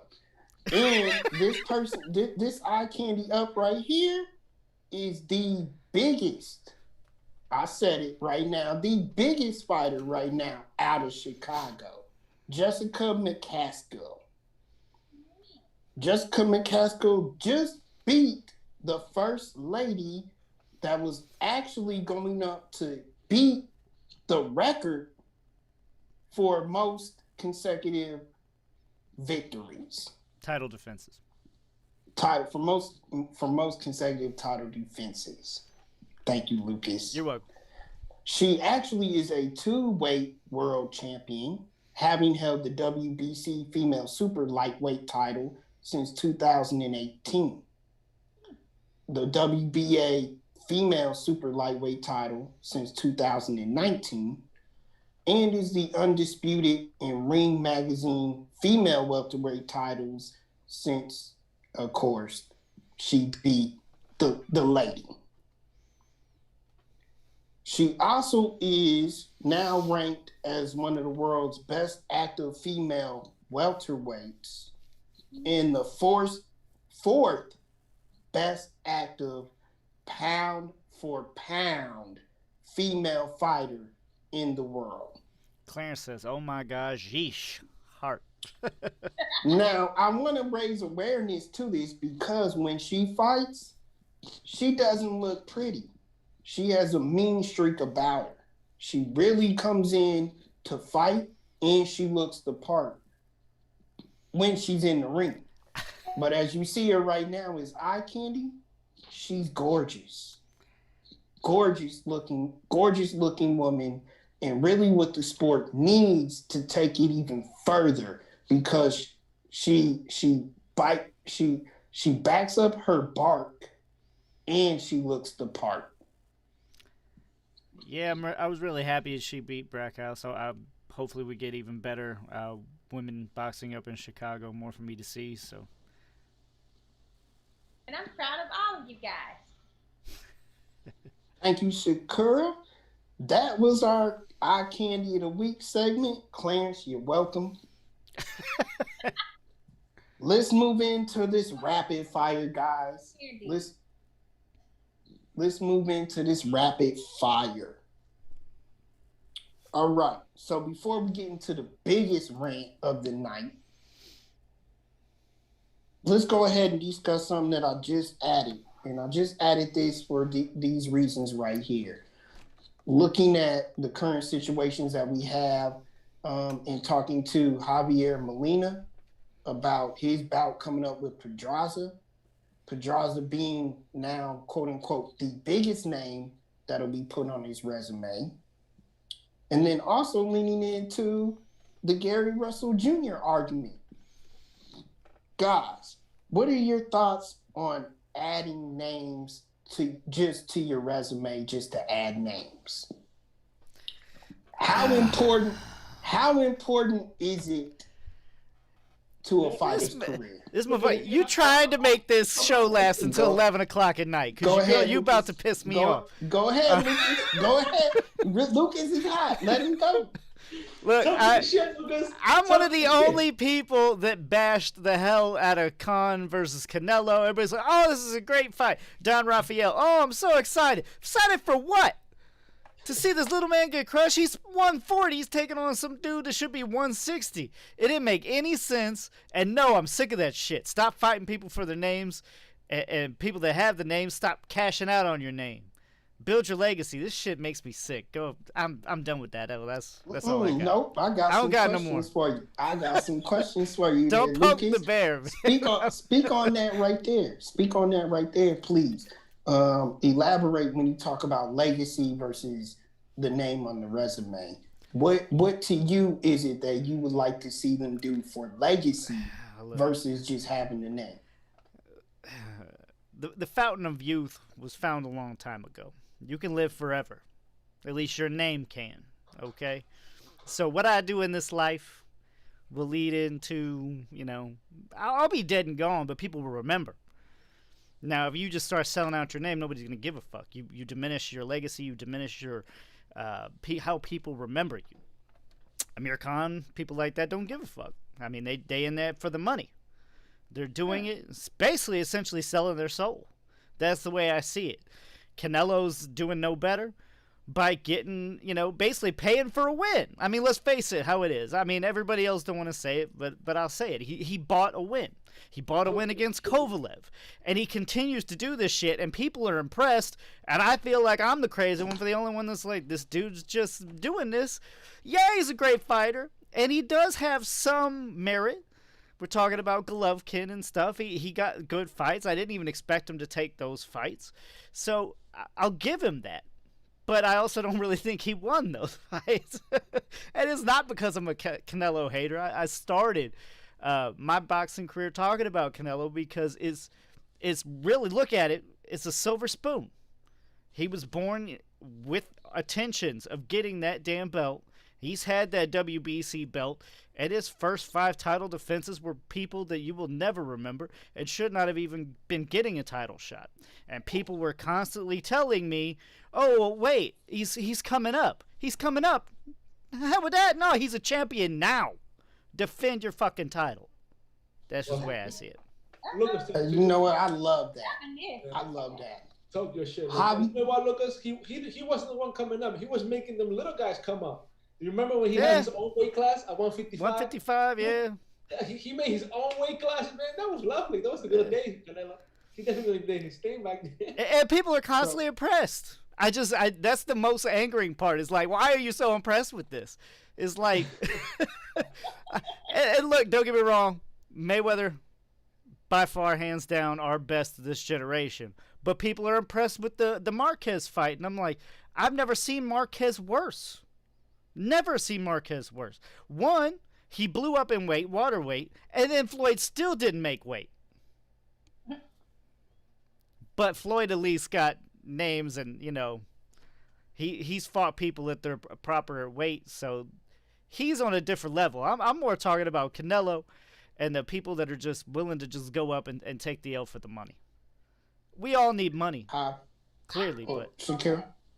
I'm really with you on what you're saying. I've also always had problems with Canelo. I get so freaking mad at him because I know he has the skills and the talent to beat the reputable people that he should be fighting. And Sakura, I know you're in hopes with me. Okay, so you when you saw the Kovalev win, you question it, but then you're a boxing optimist like me, so I think you were like, maybe he's gonna fight Beterbiev, and then you hear he vacates, you're like, man, I hate the sport. Okay, I feel, but hold on, Sakura, I have to throw you off real quick. Stuff, and don't forget that what we saw was him take on a Cotto that's really a 147 pounder. We saw him fight, American. We fight just smaller people, smaller weight classes, going up in weight just to face him and destroying some of their careers, by the way, because they were never the same once they fought a real middleweight. At that time, he was saying 155. I'm sorry. But like there are other things that make me feel that Canelo is taking advantage of, what's been given to him. And he did have advantages more so than other people. Now, I'm not trying to bash Canelo, but right, thank you. Because I have to throw you off real quick, Shakira. I have to. Because Canelo isn't the main argument. Right. When I name, but hold on, there's a question. He embodies the argument. No, he doesn't. Let me ask you the question. I mentioned two names. I mentioned Javier Molina taking on Pedraza as a big draw. I mentioned Gary Russell Jr. challenging these bigger names out here. Thank you, because I don't want you to just get stuck on Canelo on one example. That wasn't a good example, though, Lucas. What I'm getting at, by the way, we just got a tweet that said Deven Haney has declared that they have now sent a contract to Gary Russell Jr. He said he's agreed to give Russell the $1.5 million he asked for with no unwanted stipulations in the contract. Now, being on that subject, this is an example. I mean, who's going to be impressed with Haney if and when he does beat Gary? He's the bigger guy. I wouldn't be impressed with that. Myself, I wouldn't be impressed with that because Haney is the bigger guy. So he's doing it because he needs a name. Haney's doing it because he needs a name. Gary's doing it because he needs a name. But see, if Gary wins, he gets to say, damn, I mean, yeah, wow, you beat a real lightweight. But if Deven Haney wins, who's going to be just as impressed that he beat Gary Russell coming up and supposedly is a small boxer? So what are you trying to say? Are you trying to say that no, it's not impressive when somebody just goes after a name, regardless of their weight and their stature? I'm saying that when they do pick somebody who's got a name, it doesn't necessarily translate to a positive situation for them. I mean, if Haney does go through, it's a perfect example for me, that and Errol Spence versus Mikey Garcia. Who was impressed when Errol Spence won that fight against the smaller Mikey Garcia? I mean, apparently a lot of people, but not me. I mean, I was one of the few people that didn't pick Garcia. In fact, was I the only one on the team? I think I was. I was more impressed with Garcia daring to be great than what Errol Spence did. But to Rob's question, I mean, I think it's something that's been happening in boxing for a long time. Even Floyd did it to a certain degree, where it's like, and even the old timers. I can mention somebody like, not to be on Canelo's, but I can mention like Sugar Ray Leonard. He fought Marvin Hagler when he knew Marvin Hagler was already on the decline. You know what I'm saying? He timed that fight really well. And he put that name on his resume because, shit, Marvelous was the baddest man back then. You know what I'm saying? So fighters been doing that. The problem is like when like I guess when like you guys say, right, you got these little guys coming up in weight, trying to fight the bigger guy. Now let's be honest, Canelo is the cash cow, right? So even a fighter that's nowhere in that level or nowhere in that weight class, he knows that's probably gonna be the biggest payday. So he's gonna take it. Shit, I'll get the ring Canelo for $1 million myself. You know what I'm saying? Mm-hmm. But some fighters been doing that, and I guess it's okay. Look what Tank just did. He beat Gamboa, and a lot of people probably don't know who Gamboa is. And some of us is giving him credit. Some of us is not, because Gamboa wasn't even fighting with two two of his foot together. Really? So Yeah. to me, that's like a perfect example of just trying to put that name on your resume, and like Lucas said, you can build a legacy that people are gonna remember you for. But when you're just making something superficial and just trying to put it together to look nice on paper, it might not give you the legacy. It might actually damage your image and your legacy. You know what I'm saying? Because people are gonna know that you took all these things and you had the upper hand when it wasn't really competitive or nothing like that. It was just like Right. putting names on the list. Mm-hmm. So Yeah. let me tell y'all something. I agree with Lucas is saying. I agree with what y'all are saying pretty much. But resume is important in this sport. It is. It's important because it kind of gauges who you are based upon your opponents. Okay? It is important. It's very important, especially considering that some people think the pound for pound list is a fucking popularity contest and not actually merit as far as actual merit. It's a popularity contest. It's important there as well. I mean, belts are popularity contests nowadays. But also the belts. Thank you, Lucas. Also, the belts are a popularity contest. So you have that issue as well, which is why resume is important. You're not going to earn a title shot if you don't have the resume. That is true. That being said, if you didn't have guys take fights for quote unquote names on resumes, you wouldn't have some of the best upsets we've ever experienced. That is true too. Come to mind, Vernon Forrest versus Mayorga. Why would Vernon Forrest take on a fighter like Mayorga who has punching power, unpredictable, and there's really no upside to this fight? Nobody ever heard of the guy. Right, but you gotta remember, Mayorga was the type of fighter he'll get under your skin, and the reason he sold, then he brought that factor. Before that, Javi, when he fought Vernon Forrest, we didn't know who he was. Oh nah, we didn't even know who he was. He will sell the fight. He will sell the fight, and the promoters know that Mayorga needed Vernon more than Vernon needed him. Now Mayorga, just like most of his fights, he got under his opponent's skin, and sometimes he got lucky. Now the men could start a fight. The men, and then like you said, if you put names on your resume, then that can also be a business move because it will market you into bigger paydays, right? Right. So then Mayorga knew that was his chance, and he took it. After that, exactly. Started fighting other big boys. So the point I'm trying to make, hold on, before y'all interrupt. The point I'm trying to make is you're absolutely right, Javi. If that fight wasn't made to build somebody's resume, he wouldn't have been the star he was. So I absolutely agree with resume building for all of those factors because it's that important to the sport. Now, what you guys are saying when a fighter moves up in weight to take on the name, he's already at a disadvantage. I agree. I understand that wholeheartedly. Work your ass off to win the fight. My thing is also like, and I think Javi said it too, is even when Garcia moved up, he was given a lot of credit. Like, man, he's daring to be great. But my question is why that didn't cut it for me. It's still like you're trying to get some money because if you're jumping 2 divisions, you're telling me there's nobody in there that's a money fight. There's somebody else to fight. Let's put it that way. But yeah, there's somebody else around your area there, and it seems more like you trying to do the cash out. Yeah, but then hold on. He fought at 140. This is my take, y'all. This is my take. Hold up. This is my take. To me, that the Danny Garcia situation backfired. For I said Danny. I'm getting mad. Mikey Garcia's situation backfired.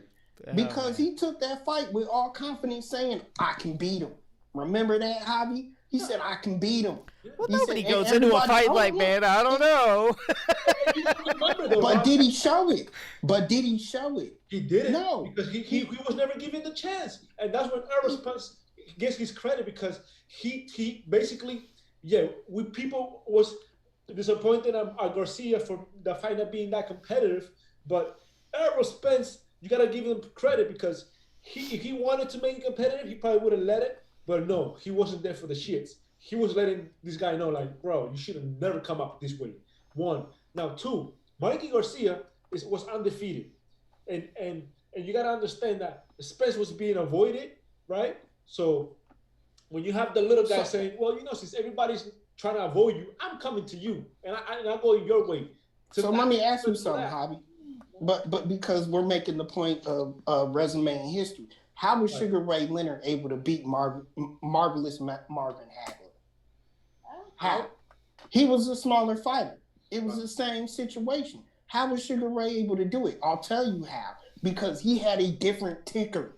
He had a different heart than what these fighters have nowadays. Yeah. That's how that happened. And you know what, too? So my point, let me finish. My point in this all is that it can happen. It can happen.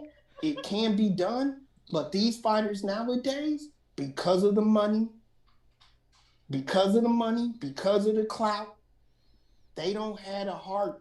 They don't want to win the fight. They just want to be there. Clarence says he made Vernon Forrest look bad.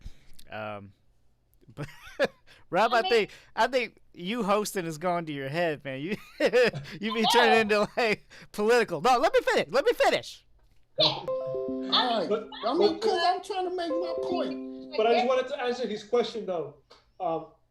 Rob, to your question, the way that Leonard beat Hagler was because Leonard, he was the better man that night, but he had the advantage of the youth, and he knew that if that fight would have been done a year ago, 2 years ago, the outcome would have been completely different. Which the fight was close. If you've seen it, the fight was pretty close. So it's not like he wiped out Hagler or nothing like that. The fight was pretty close. I think he fought his fight, but Spence never gave Garcia that chance. And honestly, I gotta give him props because you don't see many guys on his way going to Errol Spence, and then you have the little guy coming up, willing to risk his O, right? Like just like Keith Thurman said, I have a O, I'm not afraid to let it go. He proved it. He proved it against Pacquiao. He didn't win, but he gave us a hell of a fight. Feel like Clarence in that same situation now that you're talking about, where he's trying to grab a name, a big name, and he wants to prove that he's able to compete at that level with people that's larger than him. Yeah. But is he doing it just for money? I don't think so. I think that this is something that Gary Russell has always displayed to us, his desire to want to be one of the best. So I'm not going to just scratch him off the list as saying he just want a big payday. Because I think that at this juncture in his career, he knows that he needs to make something really happen if he wants to be in that big legacy category. I don't disagree with you. I actually agree with you there, Shakur. He's obviously not doing it for the money because he's not fighting anybody else. If he wanted the money, then he would be trying to be active, taking 4 or 5 fights to negate that payday or to get in that payday. I don't think it's that, but I think he's delusional. I think he's delusional at trying to take these bigger fighters without being active in taking other fights. Clarence said Rob is on fire tonight. I know it. He is really doing a whole lot. I mean, I think people take for granted that Gary Russell Jr. is always active, always in shape, and is not always at his real weight class. You know, he's at his walk around weight, and he's still able to stay in shape and stay in the gym and have serious sparring with his other 2 brothers and stuff. So just because he wasn't in the ring for an actual fight is far for him. Not saying that everybody can do that boxing wise. You know, when they ain't getting prepared for a fight, they ain't really doing too much. Gary is not that guy. So we have to give him some credit to know that this is like, you know, he's not a usual fighter. And I appreciate you saying that. Prove it. Show us what you're made of in the ring. I can't see you in sparring. Right, YouTube, all that shit can be edited. Right, but you know what too, Rob? The fact that you gotta understand the fighter's mentality. You know what I'm saying? They might be little, but in their mind it's like I could make this. I could make it happen. I could do this. If they want to win, all right, do this whole thing.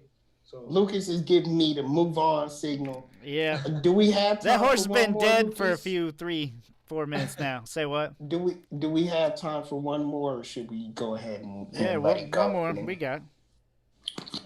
Javi, this one's starting out to you. Well, yeah, you got to give Javi his minutes. You done promised him. So you guys, we all agreed. We all signed off on it. We all agreed it was a dominant performance. However, he got a split decision, and the two people that gave him the fight made it 115-113, a close fight. What is your issue with these judges? What were they seeing? What was the problem? To me, the problem is that this is becoming too blatant, too often. It's becoming a pattern, like I told you guys, where it's like the demographic of the place where the fight is taking place is becoming a factor towards where the decision might go. You know what I'm saying? Like people say, oh, you're not gonna get a decision on this guy's turf. Hey, if you make your fight and you win clear, you should. I don't know who invented that, unspoken rule where it's like if you go to the champion's yard, you need to knock him out, or else you're not gonna get a decision on his hometown, right? We kind of accepted that in a way, but when you got things like what happened on Saturday, right, where you have a judge seeing, I don't know what the hell he saw, the way he scored. You know what I'm saying?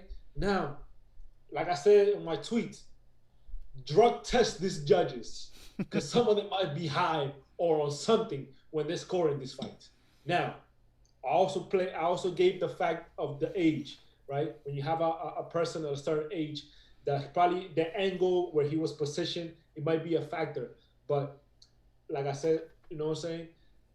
I seen a pattern here where in the West Coast, in Texas, in Vegas, and all of these, places where it's mostly Mexicans population, the Mexican fighters are getting the better end of the stick.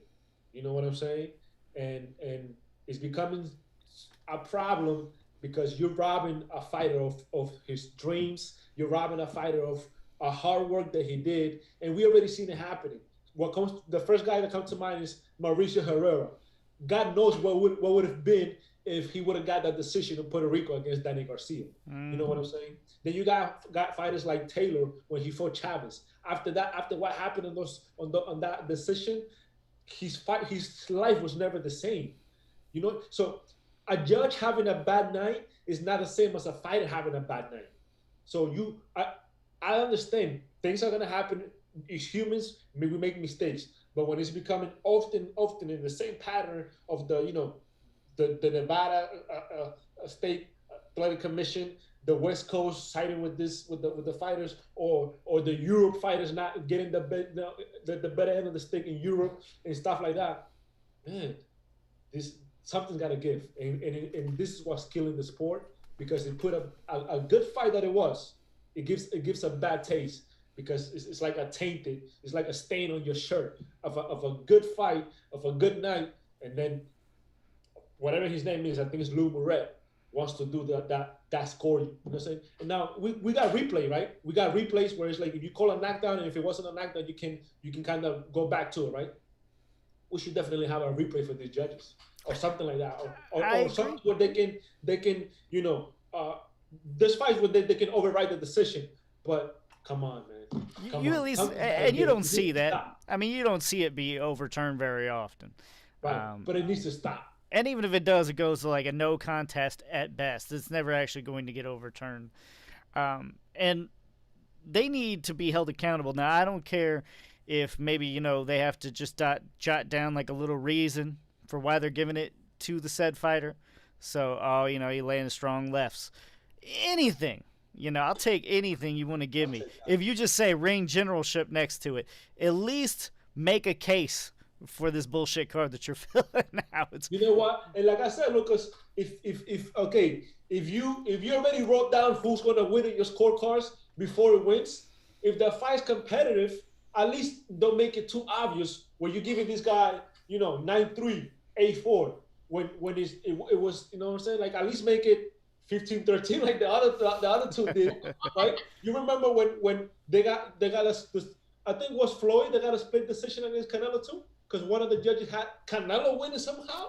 Yeah. Like, come on, when it's so obvious like that, yeah. like I explained it in the chat, when it's so obvious like that, that's like It's you criminal. basically, it's criminal, and Yeah. you don't give a F, you just don't care. Yeah. And I understand back in the days, Mafia had a hand in boxing, and the decision was already written before even the fight started. But we're not in those times anymore, and people are starting to get already put up with the bullshit. And like I said, it's not just this type of fights. If Ugas would have never had that decision, thank God that we had the right man win. What do you think would have happened to his career? Would it be talking about where Ugas go next after this, or what happens? He goes to the back of the bus again. Probably takes another 2 years of his career. Probably get frustrated. God knows what happens.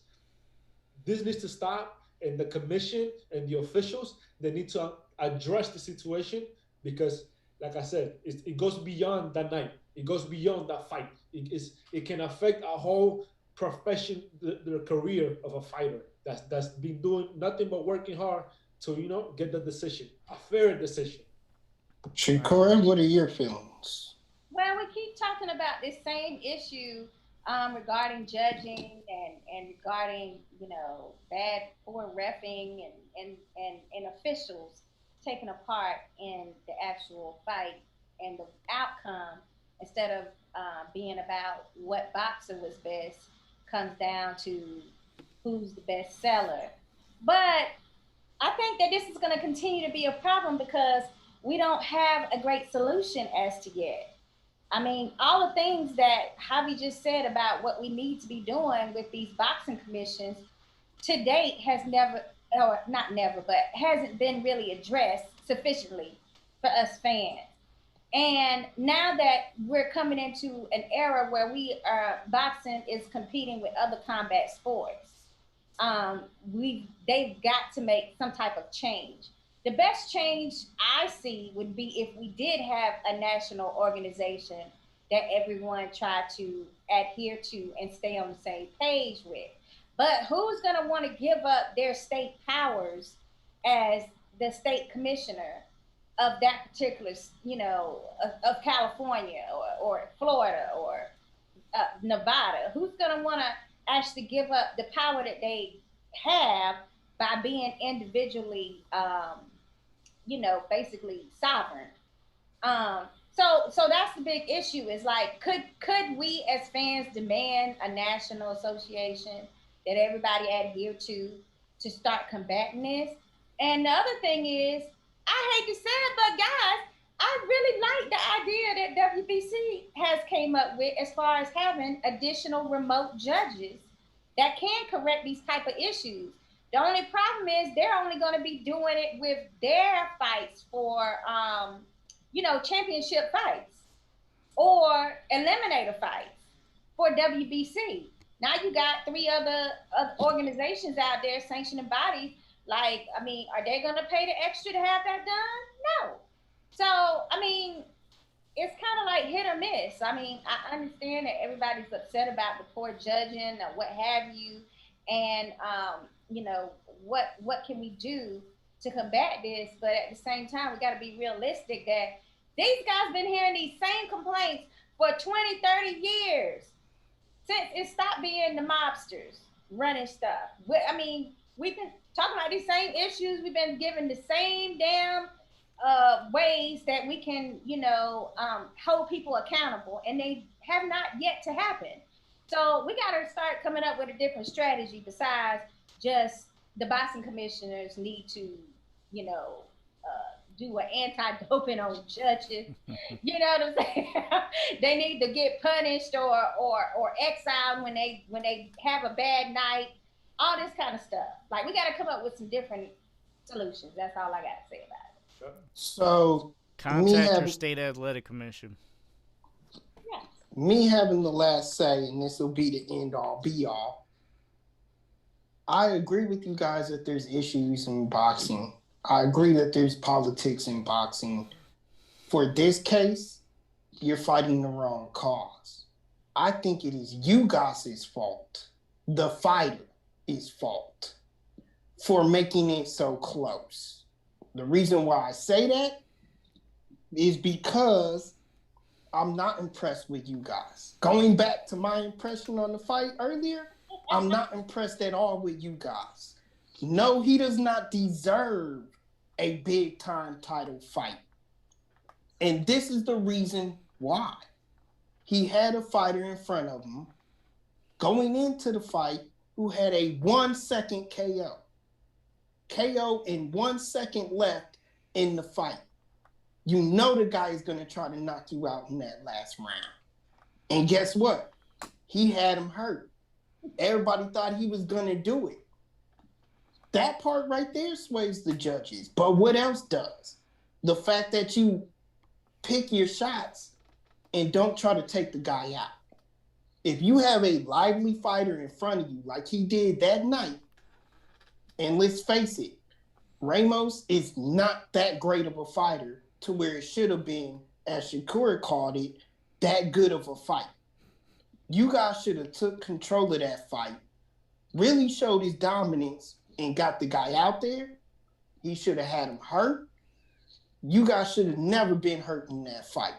Right. So I blame the fighter. Hold on. Go ahead, Javi. I mean, by your same logic. Good night, y'all. That means that by your same logic, right? So it was Mayweather's fault that judge scored like that for Canelo, because even though he dominated the shit out of Canelo in that fight, he should have dominated him more. So again, Javi, I'm going back. I agree that there's issues in boxing, that being one of them. This fight, you're fighting the wrong fight. You're fighting the wrong cause. But then what happened? It's Ugas' fight in this. It's Ugas' fault. He's saying in this one exception is different. In this fight, it's Ugas' fault. It's because Ugas had the Showtime Sean Porter situation where he wasn't able to close that deal either. So exactly. And he was fighting a bigger name. He let the foot off the pedal towards the last championship rounds. But that's not his style, though. That's but that's the problem, Javi. It's his style. It's his style. No, it's not. And I'm gonna end the night on that note. And Ramos is no pushover. So the style makes fights, and Ramos' style gave problems to Ugas, because Ugas and it should. And I'm saying it should never have. It should never have. He should have took control of that fight. Claire says, Rob, good night. I guess to end it now. I'm not going to have a wife after this. Yes, that is it for tonight. Look, guys, we had a great show. We had a guest on the show that did take up some time. Javier Molina, we definitely want to thank you for the Heavy Bag team. Thank all our listeners, our fans. For Lucas, Javier Molina, and Shakura, good night.